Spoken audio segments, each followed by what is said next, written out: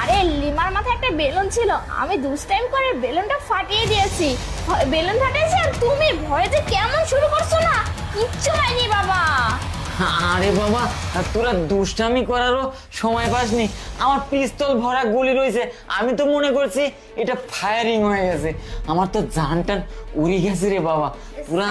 আপনি কোনো ভয় পাবেন না, একদম ঠিক আছেন তো? বেলুনটা ফুটে গেছিল। আচ্ছা আচ্ছা ঠিক আছে, এক কাজ কর, এই যে ব্যাংকে যা 1 লাখ টাকা তুলে নেয়। এই টাকাটা অনেক দরকার, তাড়াতাড়ি যা। হ্যাঁ হ্যাঁ বাবা, আমি এখনই যাচ্ছি টাকাটা তুলতে। লিমা চল। যাইগে, আমি অনেক বাঁচা বেঁচে গেলাম। আমি তো মনে করছি যে আমার পিস্তল ভরা গুলি আছে, এটা তো ফায়ারিং হয়ে গেছে। আজকে অনেক বেঁচে গেলাম। ম্যাডাম, এই যে চেকটা।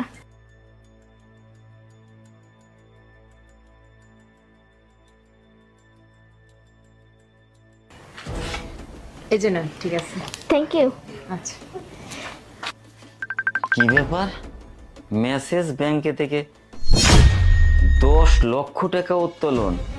আমি তো 1 লক্ষ টাকা উত্তোলন করার জন্য দিয়েছি শান্তাকে, 10 লক্ষ টাকা কেন? ঠিক আছে, আমি শান্তাকে একটা ফোন দেই। যাক, কাজ হয়ে গেছে। 10 লক্ষ টাকা তুলছি, এই 1 লক্ষ টাকা বাবাকে দে। কি ব্যাপার, লিমার ফোন? হ্যাঁ বল। হ্যালো শান্তা, শোন না, তোর বাবা কিন্তু সবকিছু জেনে ফেলছে। হ্যাঁ হ্যাঁ, ওই যে তুই চেকের মধ্যে 10 লক্ষ টাকা সিগনেচার করছিস না, ওইটা তোর বাবা জেনে ফেলছে। তোর বাবা তোকে ধরার জন্য প্রস্তুত হয়ে আছে। আচ্ছা আচ্ছা, তুই চিন্তা করিস না, ওই প্ল্যান আমার করা আছে, কিছুতেই কিছু হবে না।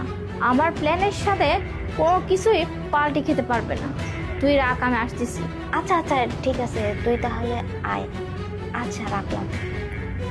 বাবা যতই প্ল্যান করুক, বাবার প্ল্যান আমার কাছে আর মানতেই হবে। 10 লক্ষ টাকা তুলছি, 1 লক্ষ টাকা বাবাকে দিব, আর 9 লক্ষ টাকা দিয়ে আমি মাস্তি করব, মজা করব, বন্ধুদের সাথে পার্টি করব। যাই তাড়াতাড়ি। আরে বাবা আবার কেন ফোন দিচ্ছি? হ্যাঁ বাবা বলো। হ্যালো মা, এই তুমি কোন